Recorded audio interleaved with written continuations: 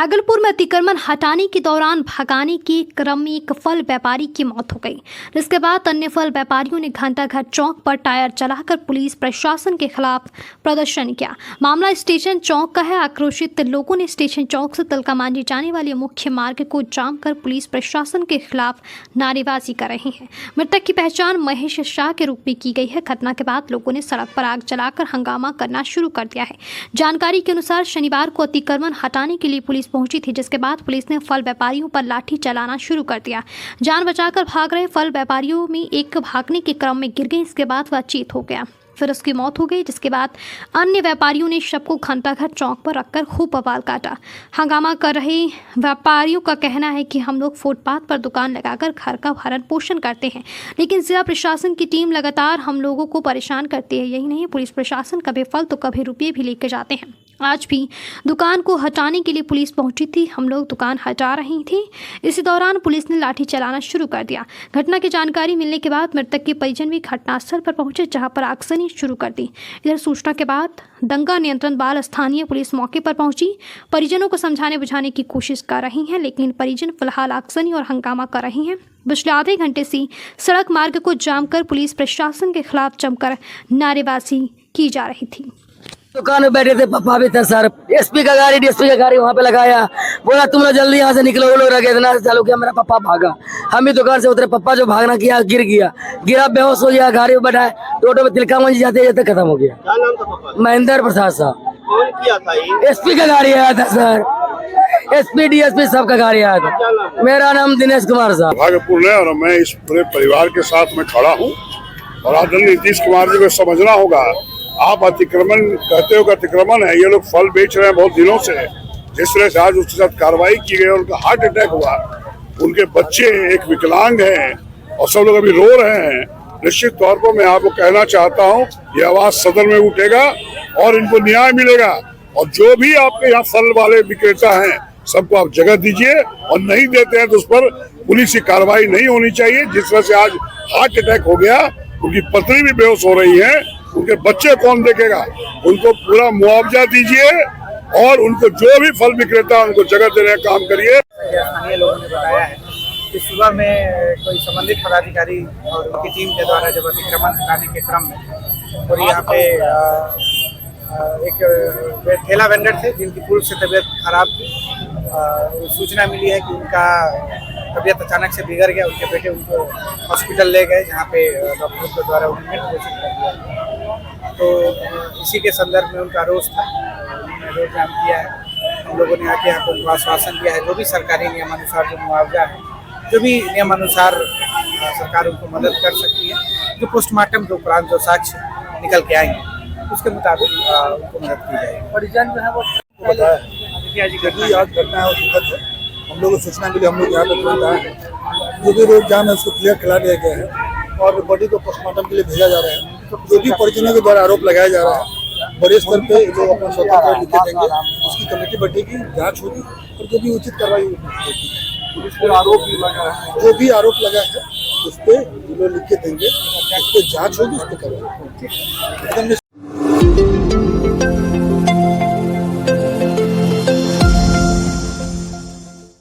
अंतर्राष्ट्रीय महिला दिवस के अवसर पर शनिवार को भागलपुर के समाहरणालय स्थित समीक्षा भवन में जिलाधिकारी डॉक्टर नवल किशोर चौधरी द्वारा खेल एवं कला में उत्कृष्ट प्रदर्शन करने वाली भागलपुर की बालिकाओं को पन्नाइका सम्मान से सम्मानित किया गया है।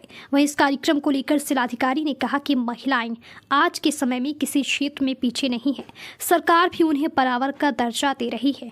चाहे कोई भी क्षेत्र हो, महिलाएं बढ़ चढ़ कर हिस्सा ले रही हैं और देश का मान बढ़ा रही हैं। वहीं अधिकारी ने खेल एवं कला क्षेत्र में अच्छा प्रदर्शन करने वाली बालिकाओं को और बेहतर करने की बात करते हुए उन्हें हार्दिक शुभकामनाएं दी। नायिका सम्मान कार्यक्रम के दौरान जिलाधिकारी doctor Naval Kishore Chaudhary, mayor doctor Vasundhara लाल, नगर आयुक्त प्रति, अनुमंडल पदाधिकारी नवकच्छा के ऋतुराज प्रताप सिंह के अलावा कई अन्य पदाधिकारी व दर्जनों बालिका मौजूद थीं। राष्ट्रीय महिला दिवस के अवसर पर सबसे पहले मैं समस्त जिलावासियों को शुभकामनाएं एवं बधाई देता हूं। और इस अवसर पर हमारे प्रखंड मुख्यालय, जिला मुख्यालय, पंचायत मुख्यालय, विभिन्न पंचायत गांवों में काफ़ी संख्या में कई कार्यक्रम कराए गए हैं, जिसमें महिलाओं को समानता के संबंध में और महिलाएं हमारी कैसे आगे बढ़ेंगी इसके संबंध में विचार विमर्श भी है और लोगों को जागरूक किया जा रहा है। और अब हम समझते हैं कि सरकार के माध्यम से और सरकार ने खास करके पंचायती राज संस्थानों में जो महिलाओं को आरक्षण दिया है तो हमारी महिलाएं काफ़ी निर्णय लेने में उनकी भागीदारियां बढ़ी है और काफ़ी आगे बढ़ी हैं। और बिहार सरकार ने जो जॉब में भी रिजर्वेशन दिया है तो उससे अब आप देख रहे होंगे कि हर कार्यालय में महिलाओं की संख्या काफ़ी अच्छी है और सभी लोग तत्पर होकर के पूरे मनोयोग से अच्छा काम कर रहे हैं। मैं पुनः इस अवसर पर सभी जिलावासियों को शुभकामनाएं बधाई देता हूँ। संदेश क्या होगा सर आज के दिन आपका? मेरा ये संदेश ये रहेगा कि ईश्वर ने हम सबको समान बनाया है। हम भी किसी के संतान हैं और वो जिनके संतान है उसमें एक माता का अहम योगदान रहा है। हम समस्त महिलाओं का सम्मान करें, उनकी प्रतिष्ठा को बढ़ाएं और समान भाव से देखें ताकि हम सभी जितने मानव हैं एक समान हो, एक बराबर हो।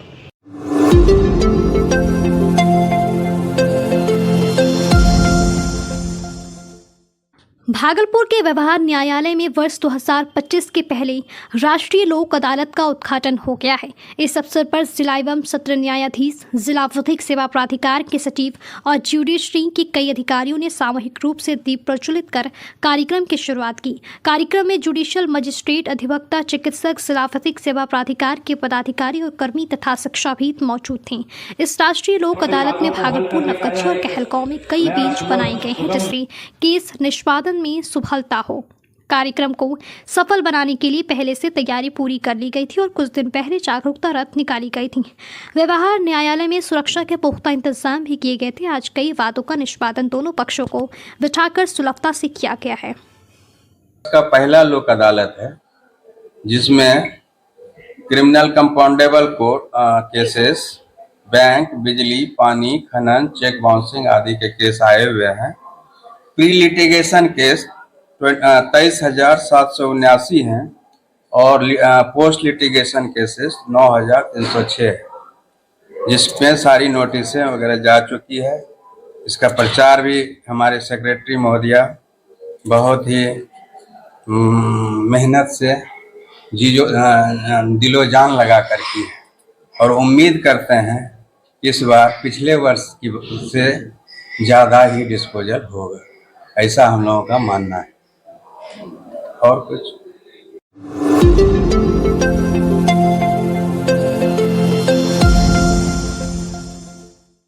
भागलपुर में सैंड आर्टिस्ट मधुरेंद्र ने पीपल के हरे पत्तों पर श्री श्री रविशंकर की मनमोहक तस्वीर उकेरी है।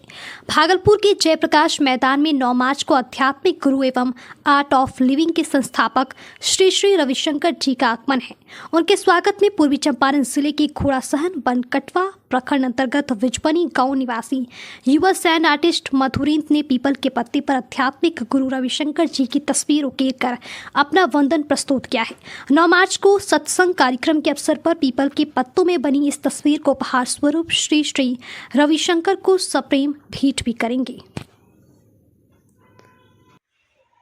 महान दानवीर राजा कर्ण की धरती अंग क्षेत्र के भागलपुर में हम आर्ट ऑफ लिविंग के संस्थापक आचार्य श्री श्री रविशंकर जी महाराज को हम हार्दिक अभिनंदन एवं स्वागत करते हैं। साथ ही आगामी 9 मार्च को आयोजित हो रहे भागलपुर के सैंडिक्स कंपाउंड परिसर में 1 दिवसीय कार्यक्रम के दौरान हमारी रेत कला की प्रस्तुति होगी, जिनमें आचार्य रविशंकर जी महाराज की तस्वीर उकेर कर उनको हार्दिक अभिनंदन एवं स्वागत करेंगे। साथ ही दुनिया के सबसे छोटी पीपल के पत्तों में हम उनकी आकृति उकेर कर उनके स्वागत किए हैं। मैं इस कार्य के लिए समय संगठन को मैं धन्यवाद देता हूं। मैं मधुरेंद्र कुमार, सैंड आर्टिस्ट, बिहार।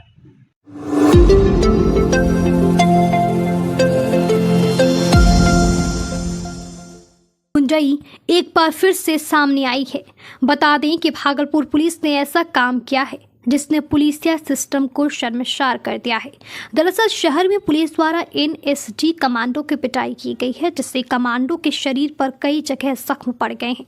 इस मामले को लेकर पहले पुलिस ने खुद पर पिटाई का आरोप लगाया और मामला दर्ज कर लिया।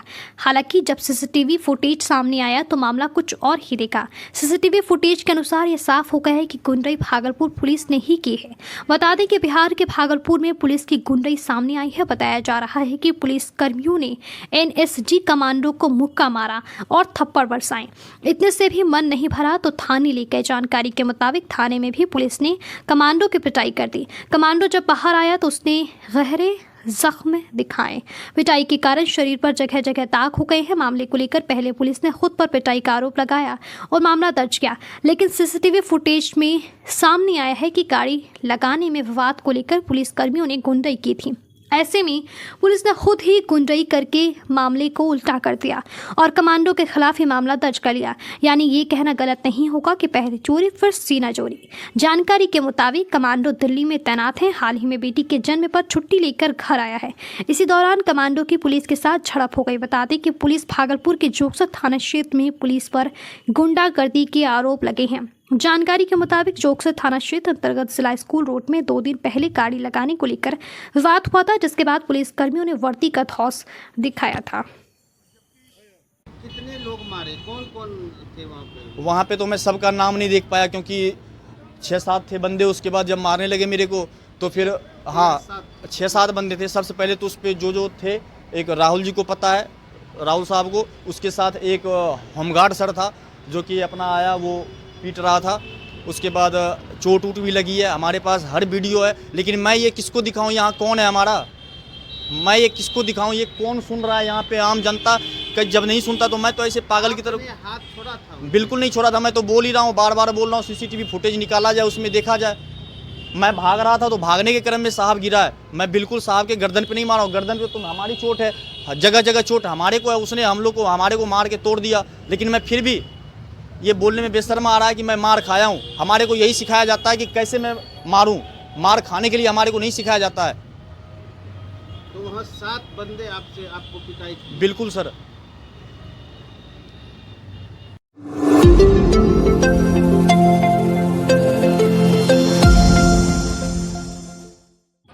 केंद्रीय रेलवे रेल यात्री संघ द्वारा 9 मार्च और 10 मार्च को इंद्रधनुष श्री निशान शोभा यात्रा सह श्री श्याम महोत्सव 2025 का भव्य आयोजन किया जा रहा है। वहीं इस कार्यक्रम को लेकर 9 मार्च को मेहंदी उत्सव कार्यक्रम का आयोजन किया जा रहा है। वहीं 10 मार्च को सुबह उद्घाटन समारोह के बाद निशान शोभा यात्रा निकाला जाएगा। उसके बाद महाप्रसाद, भजन संध्या एवं 56 भोग का आयोजन किया जाएगा। इस आयोजन को लेकर आज एक विशेष प्रेस कॉन्फ्रेंस आयोजित की गई, जिसमें कार्यक्रम की रूपरेखा, भव्य निशान शोभा यात्रा और समाज में विशिष्ट योगदान देने वाले 10 प्रतिष्ठित व्यक्तियों को सम्मानित किया जाएगा। गौरतलब हो कि इस महोत्सव के दौरान झारखंड के गोड्डा, नारायणपुर, नवगछिया, सुल्तानगंज, नाथनगर और भागलपुर के अन्य क्षेत्रों से श्याम भक्त अपने अपने क्षेत्रों से पैदल निशान यात्रा निकालेंगे और श्याम बाबा मंदिर में निशान अर्पित करेंगे। वहीं प्रेस वार्ता में यह भी बताया गया कि श्रद्धालुओं की सुविधा के लिए जलपान, अल्पाहार एवं महाप्रसाद वितरण और चिकित्सा सहायता उपलब्ध रहेगी।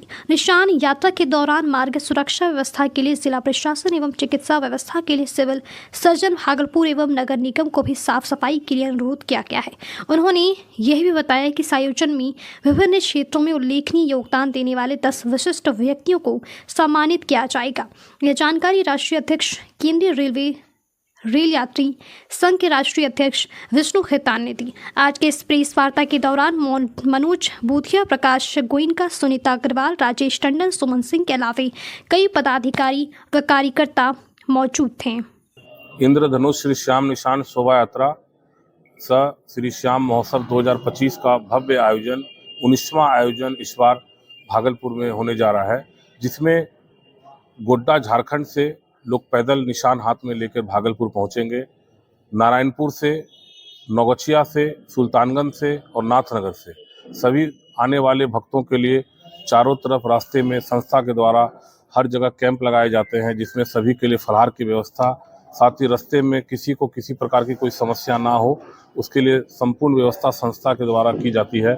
साथ ही देवी बाबू धर्मशाला में 10 तारीख को संध्या 7 बजे मंच उद्घाटन के साथ साथ भजन संध्या, महाप्रसाद, और उसमें 10 ऐसे लोगों जिन्होंने अपने अपने क्षेत्रों में काफ़ी अच्छा काम किया है, उनको संस्था के द्वारा सम्मानित किया जाएगा।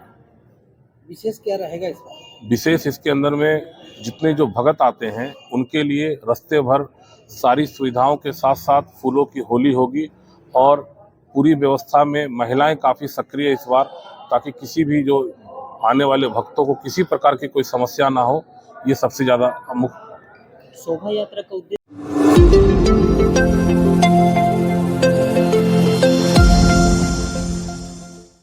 भागलपुर के मायागंज अस्पताल के फैब्रिकेटेड वार्ड में पिछले 1 घंटे में 5 लोगों की इलाज के दौरान मौत हो गई।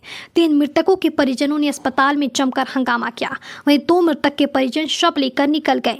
मृतकों के परिजन डॉक्टरों को बंधक बनाए और अस्पताल कर्मियों से बहस भी हुई। आक्रोशित लोगों ने अस्पताल में तोड़फोड़ करने की कोशिश की। हालांकि मौके पर पहुंची बरारी पुलिस ने किसी तरह परिजनों को शांत कराया। परिजन बार बार अस्पताल व्यवस्था पर सवाल उठा रही थी। परिजनों का आरोप है कि नर्स यानी सिस्टर दूसरे मरीज की इंजेक्शन दूसरे मरीज को देती है, जिस कारण मौत हुई है। वहीं इस मामले को लेकर अस्पताल प्रशासन कुछ भी कहने से बच रहा है। ये पहली घटना। दूसरी, कहलगांव के विक्रमशिला के रहने वाले विनोद राम की इलाज के दौरान मौत हो गई है। वे कल गुरुवार को मामूली शिकायत लेकर फैब्रिकेटेड में भर्ती हुए थे। परिजनों का आरोप है कि डॉक्टर ने सही तरीके से ट्रीटमेंट नहीं किया, सलाह लेने पर भगा देते थे। वहीं उनके परिजनों ने अस्पताल की व्यवस्था पर सवाल उठाया। मौत के बाद परिजनों ने डॉक्टर को बंधक बना लिया। घटना की सूचना के बाद भारी संख्या में अस्पताल सुरक्षा गार्ड पहुंची और किसी तरह डॉक्टर को वहां से निकाला गया। दूसरी घटना ये कि फल विक्रेता कन्हैया पासवान की इलाज के दौरान मौत हो गई। वह फल बेचने के क्रम में अचानक अचेत हो गया। इलाज के लिए उसे मायागंज अस्पताल लाया गया। इसके बाद उन्हें फैब्रिकेटेड वार्ड में भेज दिया गया। फैब्रिकेटेड गेट पर आते ही उसकी मौत हो गई। मामले में परिजनों ने कहा कि हम जब आए तब अस्पताल में हंगामा हो रहा था। डॉक्टर और सुरक्षा गार्ड उसी में लगे हुए थे। किसी ने हमारी मदद नहीं की। हमारे मरीज का जब तक ट्रीटमेंट होता तब तक उसकी सांस थम चुकी थी।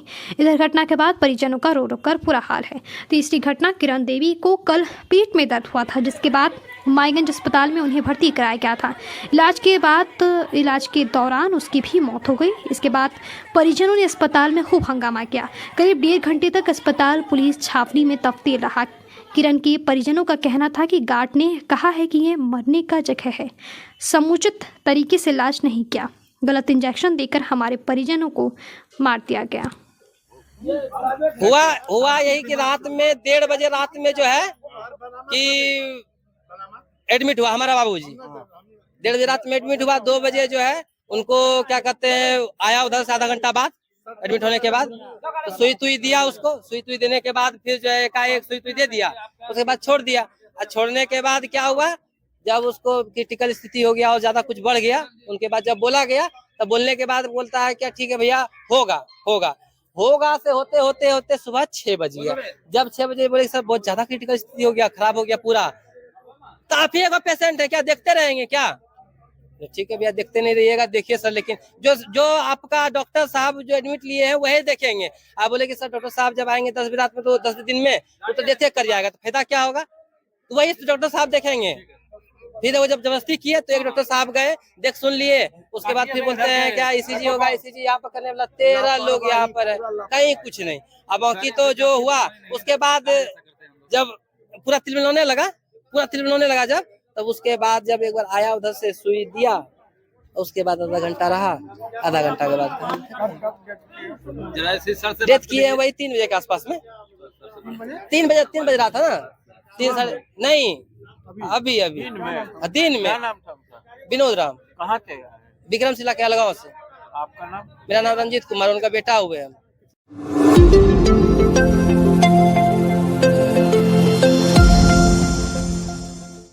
भागलपुर में होलिकोत्सव पर 6 दशकों से चली आ रही सांस्कृतिक व साहित्यिक परंपरा का निर्वाह करते हुए मारवाड़ी युवा मंच द्वारा 2 दिवसीय अखिल भारतीय कवि एवं संगीत सम्मेलन मित्र वसंत गोष्ठी मंगलवार 11 मार्च एवं बुधवार 12 मार्च को आयोजित कर रही है। यह जानकारी प्रेस वार्ता के दौरान स्वागताध्यक्ष जगदीश चंद्र मिश्र, पप्पू और मीडिया प्रभारी अश्वनी जोशी मोंटी ने दी। वहीं वसंत गोष्ठी कार्यक्रम को लेकर बताया गया है कि देश के कई कोने से अंतर्राष्ट्रीय व राष्ट्रीय स्तर के कवि भागलपुर जा रही हैं, जो शहर वासियों को एक से बढ़कर एक कविताओं का रसपान कराएंगे, जिसमें श्रृंगार, रसवीर, रस, हास्य रस से लेकर कई तरह की कविताओं का पाठ करेंगे। उन्होंने शहर वासियों से अपील करते हुए कहा कि आप लोग भी इस अखिल भारतीय कवि एवं संगीत सम्मेलन के तहत होने वाली वसंत गोष्ठी में पधारें और देश के कोने कोने से आई एक से बढ़कर एक नामचीन कवियों की कविताओं का रसपान करें। इस 2 दिवसीय कवि सम्मेलन में नामचीन कवियों में डॉक्टर जानी बैरागी, सबरस के डॉक्टर शशिकांत यादव, हास्य पेरोटी के सुदीप छोला, गीतकार प्रियांशु गजेंद्र, श्रृंगार रस के भुवन मोहिनी, हास्य रस के अखिलेश द्विवेदी शामिल होंगे।